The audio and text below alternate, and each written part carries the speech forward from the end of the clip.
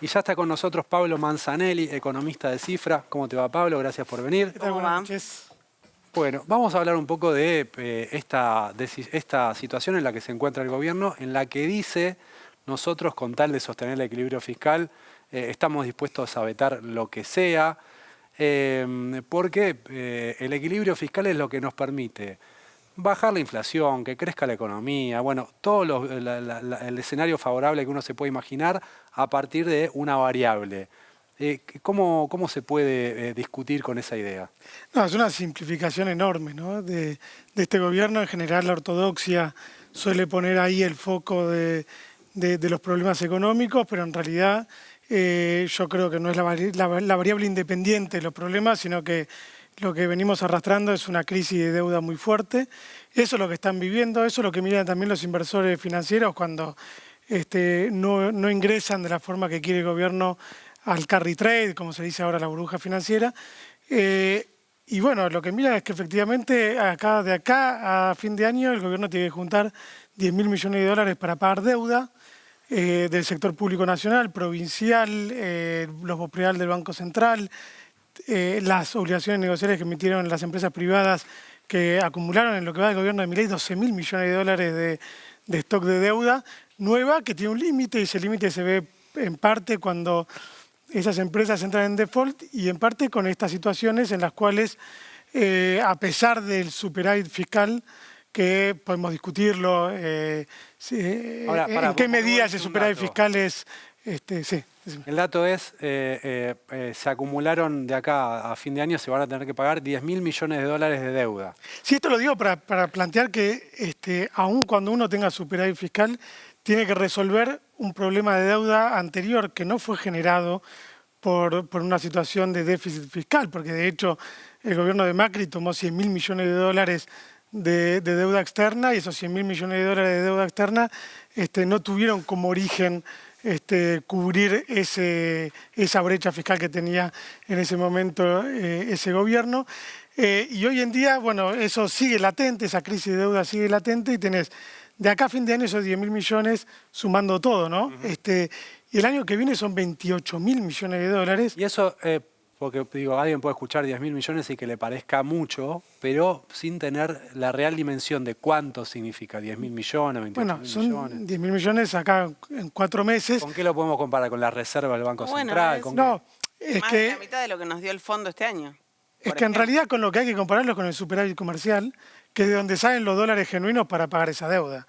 Y el tema es que acá este gobierno lo que hace es todo el tiempo intentar construir burbujas financieras, pero son burbujas financieras fallidas, son respecto a otras experiencias de la historia argentina, son burbujas financieras que no tienen financiamiento para poder sostenerse. Es como, para hacerlo gráfico, en general esta idea de burbuja financiera se crea por las burbujas de jabón, ¿no? Por eso de ahí sale el nombre, el carry trade es eso. ¿Y por qué es eso? Porque se expanden y se pinchan siempre, son inestables por su naturaleza.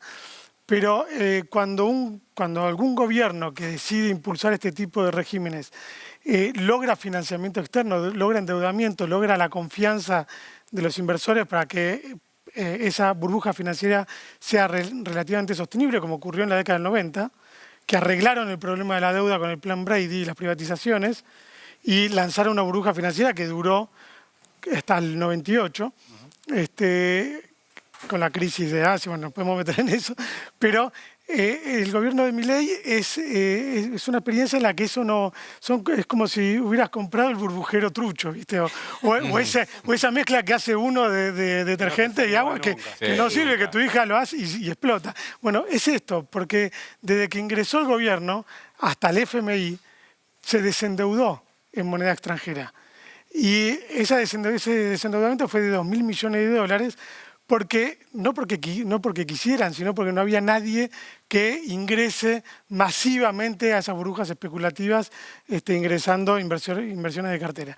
Eso no ocurrió, y por ende lo que pasó es que hubo una primera burbuja financiera cuyo inflador fue el blanqueo, duró hasta enero que se pinchó esa burbuja, y la corrida y el desenlace fue en marzo y abril, hasta que llegó el Fondo Monetario. Este es el segundo inflador, pero son burbujas de corto plazo.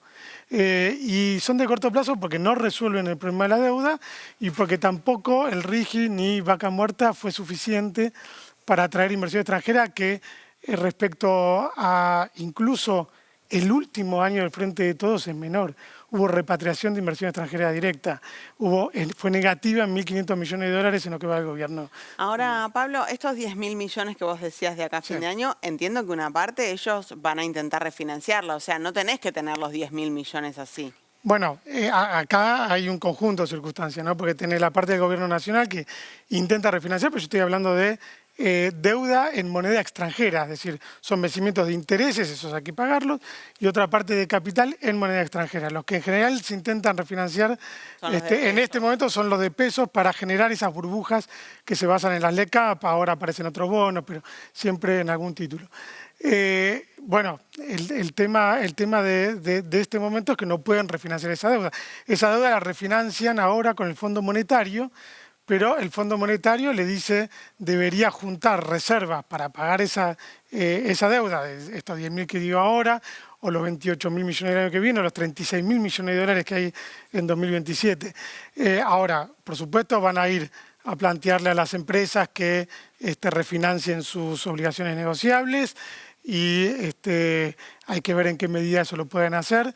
Ellos van a intentar, de alguna forma, retasearle a las provincias esos dólares. Digo, aparecen un conjunto de manejos políticos que van haciendo que esta situación se posponga, pero se pospone hasta que se produce el desenlace. Claro. Y cuanto más se pospone, el desenlace es más fuerte. Por eso, esta burbuja financiera, cuyo objetivo es llegar a las elecciones de octubre y tener un buen resultado electoral, en realidad lo que van a hacer es acumular tensiones, porque una cuestión fundamental de la valorización financiera es mantener el tipo de cambio estable. Y mantener el tipo de cambio estable es fundamental porque los rendimientos, ese 40% en pesos de las LECAP o de otros bonos, tienen que después pasarse a dólares para realizar la ganancia. Bueno, si mantienen y planchan el tipo de cambio de vuelta, eso atenta con las posibilidades de conseguir los dólares por la vía del superávit comercial. Y esto es lo que miran los inversores y por lo cual puede haber, digamos, el JP Morgan decidió irse el 26 de junio, ahora dice, cuando se acerca a la banda superior de 1.400, dice, bueno, con estas tasas y un tipo de cambio que no va a subir mucho, volvemos. Pero saben que vuelven por poco tiempo. Claro. Esta es la circunstancia que está viviendo Argentina y estructuralmente es insostenible. Esta es la cuestión. Viste que al gobierno se le cuestionaba el atraso cambiario. En julio un poco lo corrigió, 13% de devaluación, y cuando se hablaba de la devaluación eventual que podía haber, cuando se hablaba antes de que se produjera la de julio, se decía el problema de eso es el impacto en precios. El gobierno ahora está diciendo, ojo que nosotros no vamos a tener ese impacto en precios o no en esa magnitud. Entonces, si el gobierno tiene una corrección del atraso cambiario, al menos en parte, y eso no se traslada de manera lineal a precio, ¿mejora la situación, el escenario? Pero eso es lo que no ocurre, digamos. Más allá de las volatilidades, si uno mira los números reales, hasta ahora tuvimos en el primer semestre de este año una devaluación de 15%. Hasta junio, antes de esta que mencionaba Gabriel. 15%. ¿Cuánto fue el aumento de precios en ese primer semestre? 15%. Sí. Entonces, hay volatilidades. Julio ya le ganó. Esto no es... Si metés julio... Claro, lo que pasa es que en julio no se va a ver un impacto inmediato porque la devaluación esta que mencionaste se produjo en los últimos 7 días. Y además ahora, en agosto, tiende a bajar en estos primeros días cuando llega a los 2.000 millones. Va a tener impacto en precios. En algún momento va a tener. No es homogéneo, no es inmediato. Como esto que te digo, uno puede quedarse con la devaluación de 8% de antes que llegue el Fondo Monetario, pero que en abril no se reflejó en los precios, porque cuando uno mira procesos un poco más largos, y esos ajustes se dan, y sobre todo se dan cuando las expectativas son de devaluación, es de que no pueden contener esta situación macroeconómica. Esto, insisto, para volver a lo primero, es absolutamente independiente del superávit fiscal. Claro. Que es correcto que haya superávit fiscal, pero no soluciona los problemas de fondo que había en la economía argentina porque el diagnóstico es cerrado. Hay alguien, quiero compartir con ustedes una respuesta que dio hoy el senador José Mayans, que estuvo con nuestro amigo Ale Berkovich ahí en Radio con Vos. Él cree que Sturzenegger debería ir preso directamente. Lo cuenta de esta manera. Cuento con Sturzenegger cuando estuvo en el Banco Central, porque le pregunto, ¿cuánto es la base monetaria que usted recibe? Y casi 300 mil millones. ¿Cuánto tiene la base monetaria ahora? Después de un año, y estamos en 776 mil millones, me acuerdo perfectamente. Le digo, o sea que duplicó. Sí, pero tuvimos un sinceramiento cambiario, una devaluación, querrá decir, le digo, del 60%. Sí, un sinceramiento cambiario, viste que le hablaba fino. Te dice un sinceramiento cambiario. Bueno, perfecto, le digo. ¿Y cuánto tiene de LEVAC? ¿Cómo me dice? ¿Cuánto tiene LEVAC? Tengo que revisar, dice eso. ¿No sabe cuánto tiene LEVAC? Y el equivalente prácticamente a la base monetaria, o sea, 779 mil millones. O sea, duplicó la base monetaria y duplicó, le digo, usted tiene que, en vez de acuerdo, tiene que ir preso, le digo, por lo que está haciendo. ¿Cómo usted siempre me quiere meter preso? ¿Qué está haciendo? Le ¿Eso es Sturzenegger, te dice? Sí, cuando estuvimos ahí en la audiencia, pues, usted siempre me quiere meter preso, me dice. Usted debería estar preso, le digo, por lo que está haciendo, le digo. Un desastre está haciendo. ¿Y hasta cuándo piensa llevar? No, dice, lo que pasa es que nosotros primero tenemos que corregir la macro. ¿De acuerdo? Y esto se va a ir balanceando a medida que eso, y yo creo que tenemos un margen de 1.800.000.000, pero usted no sé qué tiene en la cabeza. O sea que de 230 bases monetarias, usted se va a ir no, le digo, esto no sé quién arregla. Y bueno, eso después se traduce a la deuda. Qué gracioso que José Mayans hablando. José Mayans ha levantado mucho el perfil, ¿no? En los últimos 2-3 años. Sí. A fin de diciembre se le vence el mandato como senador. Él es senador de manera ininterrumpida desde el año 2001. Bueno, volverá Asumió a en ser diciembre. senador. Bueno, depende del Supremo, ¿no? De Gildo. Del superior. Vos decís que... Me escapó el Supremo. No lo vuelve a poner... El gobernador de Formosa, Gildo Infran. ¿No lo vuelve a poner en la boleta? Hay que ver, no sé si le gusta que tenga tan perfil alto. Hay que ver si decide ponerlo en la boleta o no. Bueno, aprovechémoslo ahora porque tal vez entonces desde hay que aprovecharlo. Sí, hay que aprovecharlo. ¿Cómo ves las desregulaciones? Bueno, ahí hablaban de Sturzenegger. Estamos atravesando un periodo en el que parece que algunas de esas desregulaciones empiezan a tensar también incluso la economía. Pienso en las tasas de interés, en lo que están cobrando las tarjetas por financiarte la deuda. ¿Qué está pasando con eso? No, yo creo que estructuralmente es un desastre lo que estamos viviendo. Y sobre todo, tanto como con lo que decíamos antes de la burbuja financiera, como con este tema de las privatizaciones, está como fuera de su tiempo histórico este gobierno. No es el momento no son los 90, no es el momento en el que había liquidez en el mundo que buscaba quien tome esa deuda, ni había un montón de empresas públicas para ser privatizadas. Deberían pensar cosas nuevas. Y yo creo que, bueno, que eso es lo que está pagando este gobierno en parte. Ahora, los efectos son efectos que son muy, muy fuertes por el lado de la actividad productiva, del empleo, etcétera. Uno puede decir, bueno, todavía no se ven del todo porque estamos en esta situación en la cual la apreciación cambiaria genera una situación de mayor consumo que es de corto plazo, y eso se ve reflejado en que, bueno, aumentó la actividad, aumentó el consumo, tuviste datos todavía de empleos que no son tremendos, sí cae el salario, pero la caída del empleo no es una situación como explosiva. Bueno, todo eso es porque estamos en el marco de una ficción sostenida en base a estos pulmotores que le dio primero el blanqueo y el Fondo Monetario, y en segundo lugar por este conjunto de circunstancias que buscan tener resultados que al estar en un contexto que es anacrónico no lo consiguen. La apertura comercial es otro caso de este tipo. Hacer apertura comercial en una situación internacional en la cual los países tienden a aumentar aranceles, a protegerse, que eso genera saldos exportables en el mundo, que buscan quién abra la economía y Milei la abre para que entren los productos.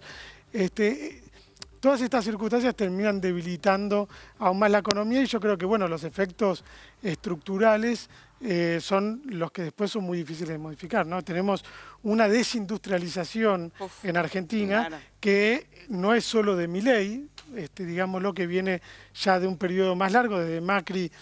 Hoy viste que eliminaron la fuerte. Secretaría de Industria directamente. Y la PYME. La de PYME. Bueno, a las pruebas me remito, ¿no? Está bien, es honestidad brutal. Claro, claro. Pero es coherente con tenemos una política antiindustrial. ¿Puede pasar que se concrete el crecimiento que pronostica el Fondo Monetario para la Argentina para este año y para el que viene, que son crecimientos por encima de la media de la región, por encima del pronóstico a nivel global, y que así todo a la mayoría de la sociedad le vaya peor? Bueno, dos cosas. Primero, no creo que sean esos crecimientos. Y lo digo por esta razón, porque en algún momento el desenlace, cuando se pincha la burbuja financiera, genera una devaluación y todos sabemos los efectos recesivos que tiene. Por otro lado, desde diciembre tenemos la economía estancada. O sea, los números que hay hasta lo previo a la devaluación de julio es una economía que había llegado, o sea, la recuperación fue el segundo semestre de 2024, no fue en 2025. Y por otro lado, digo, sí, la composición de esa recuperación es heterogénea y hace que una buena parte de la sociedad no lo perciba como tal, todo lo contrario.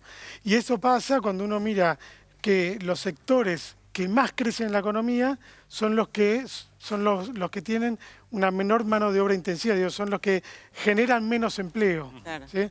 El sector energético, minería, el sector agropecuario, el sector financiero, intermediación financiera. Ahora, ¿viste los datos que indican, perdón? No, Edu está ahí pidiendo ahí va, dale, la dale, última. dale. Sí. Que mejoró la distribución del ingreso durante el gobierno de Javier Milei, en la distribución funcional del ingreso. Sí, es difícil de explicar.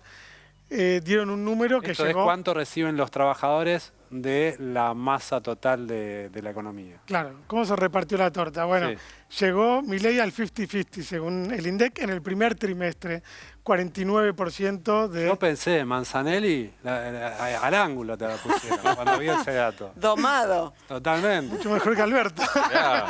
No, para empezar, los primeros trimestres siempre son más altos. Ajá. Entonces, bueno, si vos lo comparás con Pero con el primer trimestre del 2023 también es mejor. Sí, es mejor, porque era 47, algo, no me acuerdo exacto.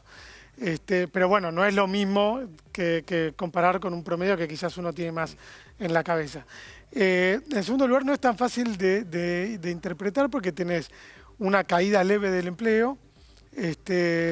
Digo leve, son miles y miles de puestos de trabajo, Claro. pero los que lo pierden lo sienten, pero en términos generales, globales, y tenés una caída del salario real, sobre todo en el primer trimestre. Bueno, la situación que uno, o sea, cuando empezamos a jugar con los números para intentar entender eso, lo único que vemos es que la caída de la productividad fue superior a esa caída del salario. Es decir, que el incremento de la economía, que en realidad no es un incremento significativo respecto a 2023, generó una caída de la productividad y eso hizo caer el excedente. Lo que estamos viviendo en el primer trimestre de 2025, independientemente del número que es difícil de explicar, es que hay una caída del excedente, hay una caída de la rentabilidad en el primer trimestre de este año, que es lo opuesto a lo que había ocurrido el primer trimestre de 2024, cuando hubieron super ganancias después de la devaluación. O sea, ahora, claro, eso es lo que pasa en la economía real. Pero las empresas que están teniendo menores ganancias respecto, hoy leía una nota que Mirgor se quejaba de que no, del costo argentino, del costo laboral, que no había reforma laboral. Bueno, Mirgor tuvo 5% de rentabilidad en el primer trimestre de 2023, estoy comparando con eso. En el primer trimestre de 2024, 50%, y en el primer trimestre de 2025, 0%. ¿qué estará haciendo Mirgor? Probablemente lo que hagan muchos otros empresarios, dando la vuelta y jugando a los activos financieros. Digo, esto es, no sé si es el caso específico, digo, no tengo datos al respecto, pero esto es lo que tiende a pasar cuando se generan modelos de valorización financiera donde lo que prima lo financiero sobre lo productivo, ¿no? Y ahí la rentabilidad está ahí y toda la política económica está dirigida a sostener el tipo de cambio para sostener la inflación y para sostener la burbuja financiera. Edu. A ver, Pablo, hoy se están votando en este momento, ahora, en el Congreso temas que el oficialismo trata de bloquear con el argumento de no romper el equilibrio. Y hablan del equilibrio. Hace 2 años que no tenemos presupuesto, ¿ok? Vamos. Mi pregunta es muy técnica, pero bien sencillo. ¿Qué pasaría si hoy tuviéramos presupuesto? O si de repente ahora, en septiembre, que creo que se entrega, y tenemos presupuesto para el 2026. Vos tenés que actualizar los montos, las de 2 años. Con ese presupuesto, ¿tendríamos equilibrio en las cuentas? Tal cual como estamos, ¿eh? Bueno, depende de la solución política que le den en el marco de la votación de ese presupuesto. Uno tiende a creer que si juega la política del consenso, ese equilibrio fiscal se vería, Digo, por supuesto, puesto en tensión. Claro, la pregunta va más que nada porque ¿cuánto está jugando no tener presupuesto para tener equilibrio? A eso voy. Yo creo que lo que más está jugando, más allá del presupuesto, lo del presupuesto puede estar jugando porque en realidad no está haciendo ninguna negociación política para construir un presupuesto. Pero lo que está jugando principalmente es el hecho de que la forma de emitir deuda en pesos no es la tradicional, que es emitir una deuda que paga intereses y esos intereses que paga el Estado se incorporan dentro de las cuentas públicas y por ende definen si hay un déficit fiscal financiero o no. Sino que hacen lo que se llama una deuda capitalizable. Es decir, ellos emiten un bono, hasta las LECAP, que eran como las LEVAC, digamos, son las LECAP de este gobierno, una letra capitalizable que en el momento que lanzan la licitación, ahí está implícito el interés. Y no lo pagan durante los meses que está vigente ese bono, sino que pagan todo junto al vencimiento. Si uno contabiliza eso, debería pagar el gobierno intereses, que los paga cuando no logra los rollovers de la deuda, 1 billón de pesos mensuales, 1 millón de millones de pesos mensuales. Tremendo. Eso destruiría el superávit fiscal. Claro. Pablo, muchas gracias por venir esta noche. Gracias. Gracias, te exprimimos. Estuvo bueno.